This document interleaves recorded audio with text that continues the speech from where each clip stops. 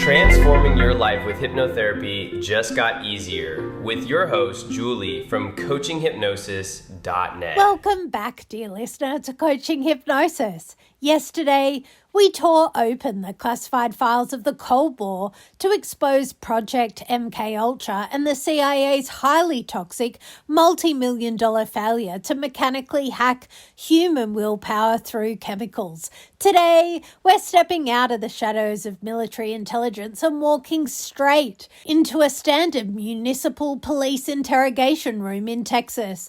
We are looking at a case where the misuse of hypnotic pacing didn't fail to yield results. It worked with catastrophic, tragic precision.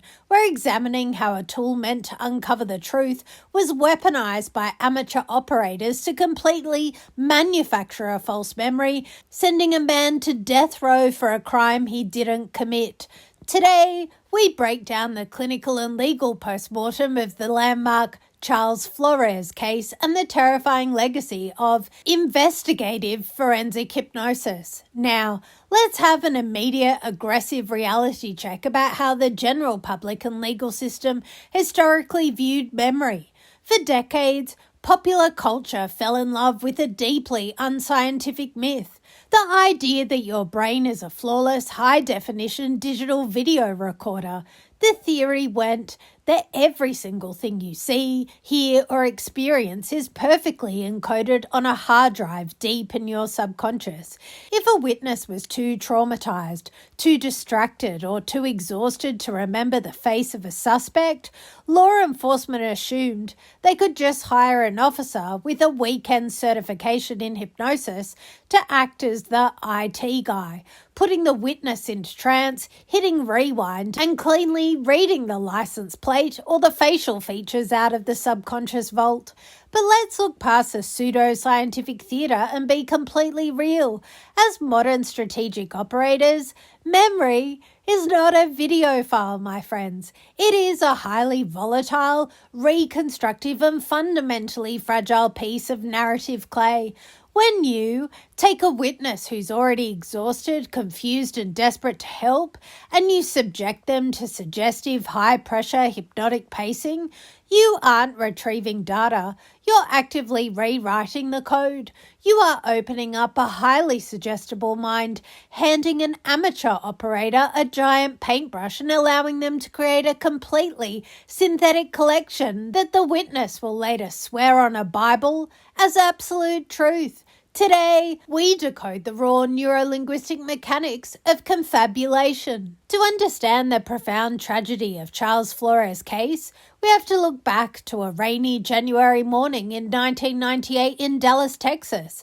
A woman named Elizabeth Black was brutally murdered in her home.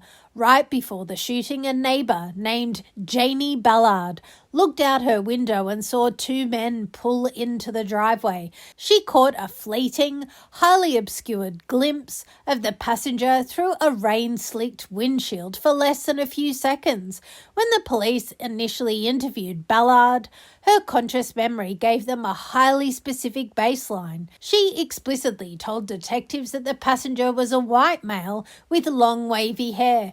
Charles Flores, the man the police later suspected of being involved, was a large Hispanic male with a closely cropped crew cut. He looked absolutely nothing like the description. Under any standard, logical rule of investigative execution, his profile should have been completely incompatible with the eyewitness data. Enter the Texas Department of Public Safety's hypnotist investigator. Frustrated by the lack of clear identification, the police decided to subject Ballard to an investigative hypnosis session to refresh her memory. They brought her into a quiet room, used rhythmic vocal pacing to drop her into a deep state of relaxation, and told her to visualize the morning of the murder, like a movie playing on a screen. Once she was in that highly open, suggestible subconscious state, the operator executed a textbook demonstration of predatory linguistic engineering. Stage 1, the volatile memory state. bring an exhausted, well-meaning witness into a state of deep hypnotic relaxation, completely dissolving the conscious analytical filters that guard memory accuracy. Stage 2, the suggestive painting loop. Introduce leading, highly specific descriptions while the witness is in trance, forcing the subconscious to fill the visual gaps with synthetic false data. Stage 3, the memory hardening, hyperamnesic lock. Reawaken the witness with an installed post-hypnotic anchor of absolute certainty, cementing the newly manufactured false memory as an undeniable, unshakable reality.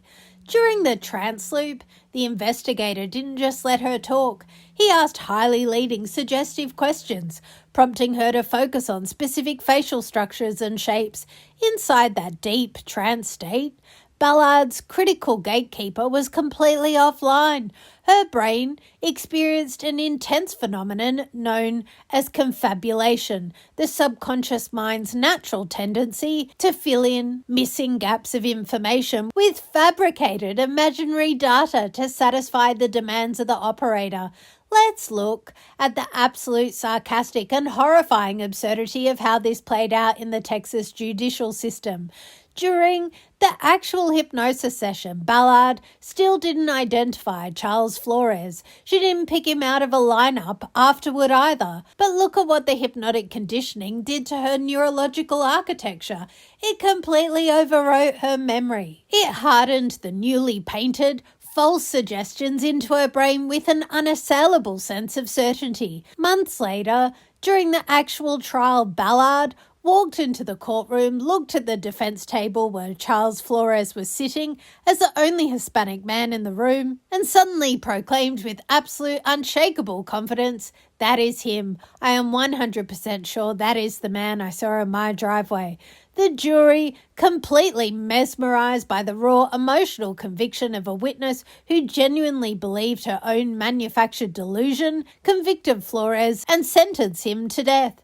The amateur weekend certified police hypnotist had managed to cleanly engineer a legal execution based on pure fiction. As modern clinical hypnotists and strategic performance coaches, we must analyze the specific devastating cognitive mechanisms that weaponize the state's intervention in the Flores case. It stands as a chilling warning of exactly what happens when you disturb a subconscious state without absolute rigorous scientific guardrails. The suggestibility vacuum. When an individual enters a deep hypnotic trance, their suggestibility increases exponentially. If the operator introduces even a microscopic hint, a leading adjective, or a biased tone of voice, the subconscious mind sucks that data in and immediately integrates it into the visual narrative.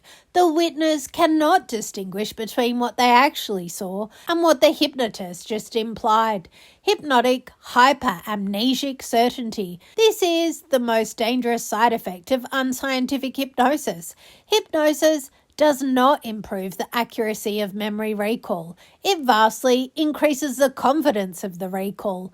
Because the witness sees the manufactured image while in a high-intensity trance state, the brain flags that synthetic image with a profound neurological anchor of absolute certainty. They become entirely immune to cross-examination or contradictory physical evidence. The destruction of the source monitor. Under normal conditions, your brain runs an internal script called source monitoring, the ability to remember where and how you learned a piece of information. The unscientific interrogation loop completely fried Ballard's source monitoring. Her brain could no longer differentiate between flash of light she saw through the rainy window in January and the mugshot details suggested to her in the interrogation room in February. They melted into one single distorted truth. The Charles Flores case triggered a massive multi-decade legal battle that ultimately forced the Texas Court of Criminal Appeals to make a historic ruling, completely banning the admission of testimony influenced by investigative hypnosis. The court finally acknowledged what the scientific community had been screaming for years, that forensic hypnosis by untrained law enforcement officers is an absolute factory for false memories. It proved that while the subconscious mind is a beautiful, fluid landscape for personal transformation, if it's farmed by an authoritative operator looking to confirm a bias, it can be manipulated into designing an absolute miscarriage of human justice. The profound, heavy lesson of Charles Flores' case is a visceral reminder that the narratives running your mind are incredibly delicate, and the second you allow external pressures, authoritative voices, or high-stress environments to aggressively dictate your version of reality, you are putting your sovereign clarity at immense risk. For any leader, culture, or advisor that demands you ignore your initial conscious logic, override your foundational truth, or buy into a manufactured narrative to serve their agenda is running a deeply toxic script. Your mind requires absolute, uncompromised sovereignty to execute its true power. True, unshakable leadership is about protecting your data, knowing how to anchor your nervous system in objective present reality, verify your own cognitive filters, and remain the absolute independent guardian of your own history and vision. If you've realized that you are navigating the high performance pressure of your business by letting your external noise override your own self-trust, leading market panics, critics, or aggressive outside opinions, manipulate your memory of your own capabilities, stall your execution, or force you into a state of reactive second-guessing where you don't trust your own vision, it is time to step out of the fog and reclaim your strategic composure. If you're ready to clear that cognitive pollution, ground your execution in undeniable self-trust, and lead your business with a completely unburdened sovereign mind, I invite you to book your free 40-minute clarity call. Together, we'll dismantle the external conditioning, stabilize your nervous system, and install a powerful, unshakable subconscious identity focused entirely on your true present sovereign authority. Remember, aligned subconscious plus healed history equals unshakable leadership. Thank you for listening. Align your mind. Visualize your future. Grow your business. Mindfully yours, Julie.